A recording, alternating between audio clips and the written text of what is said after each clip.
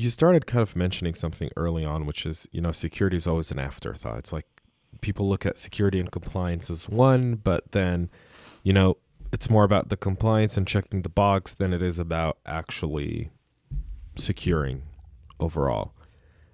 It's something that a lot of chief information security officers tackle. A lot of organizations, people who are in IT security and organizations go through this process trying to explain that just because we're compliant doesn't mean we're secure. How do you address that mindset? What are some of the best practices you've used in your career to kind of help people adapt a different mindset? So these are my personal views, right? And it's nothing to do with the companies I work for or the companies I've worked or been to before. I feel like security should come first and compliance comes second. And not a lot of companies can do that. In a heavily regulated industry, they cannot afford to do it. They have to do both. And you look at all my peers in those industries, you look at the budget and the FTE they have, 60 to 70% is on compliance, 30%, 40% is on security. So you can see where the focus and the shift is. But when you breach, you're not compliant. So you spend all the money trying to be compliant, but when you breach, you're not compliant. So what's the point? I think, if you're in the SMB side and you're not regulated, you have the opportunity to say, let's do security first and compliance second. Right. And what that means is that you try to be good at security, which means anti-malware, anti-phishing, anti-command and control. You reduce the attack vector, then you focus on compliance.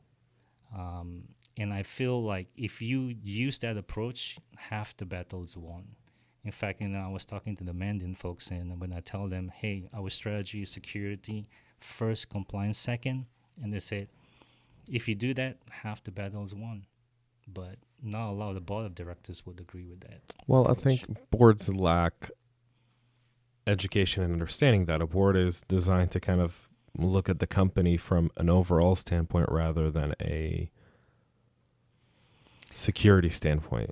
Right. You have the audit committee within the board. So if you have a good audit committee, they can typically deliver a message to the board that's far more impacting than when you report to the board or anyone else does. Right. And if you look at Manny and what he said in one of his seminars, he talked about threats, right? Uh-huh. Why is it when you have a lion in the room, everyone reacts to it like with immediate urgency? And when you look at hackers on your network, they don't. It's a mindset, it's what you're seeing. Well, it's acceptable risk, right? I mean, we're doing this project that we're releasing next month on JP Morgan Chase, the breach that JP Morgan Chase went through. Right. It's kind of like an in-depth study of the breach. And when you look at what the hackers took from that breach, it was no account information, no social security numbers, no credit card information. They took the most basic of data: name, phone number, email address. Would that bug you? Yeah. In a pre-GDPR world, if someone accessed your database and took name, phone number, and email address, you'd be like, it's not critical data that was compromised. No social security numbers, no account numbers. So you go, we dodged a bullet. Right. I won't give the spoiler end to this because I want people to listen to what we're working on, but there's a spoiler to that with what people are able to do with just very basic data. Yeah, it does. It's all about intelligence about the people, the users, and what you can derive from them. And once you get the data, it's lost, right? Yeah, you already have that. I mean, you can protect the data, you can pull it back, but you derive the information from the data. Once your data's gone, why would you go get it again? Right? I mean, I feel like whenever I've heard that story, someone took our data and we went after the hackers to get our data back. And I'm like, this isn't kidnapping. This isn't someone taking your kid and you got to go get your kid back. This is murder. Yeah. Once your data's out there, it's gone. That's it. It's done. It's been compromised. Whether you get it back or not, there've already been 500 copies done of it, and it's in 500 other places. Right. You're not going to be able to retrieve all of it. Right. I mean, you're wasting resources doing something that, to me personally, and I'm speaking from a personal standpoint, whenever I hear, people tell me that, I go, really? You went after your data after someone took it? He goes, well, I needed to get it back. I'm like, for who?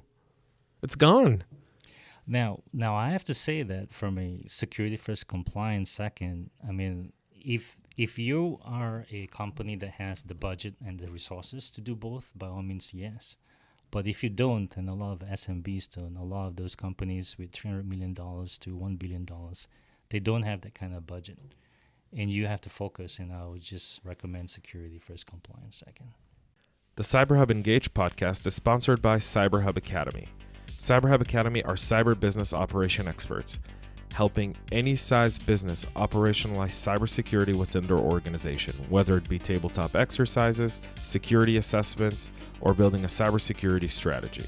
For more, go to cyberhubacademy.com.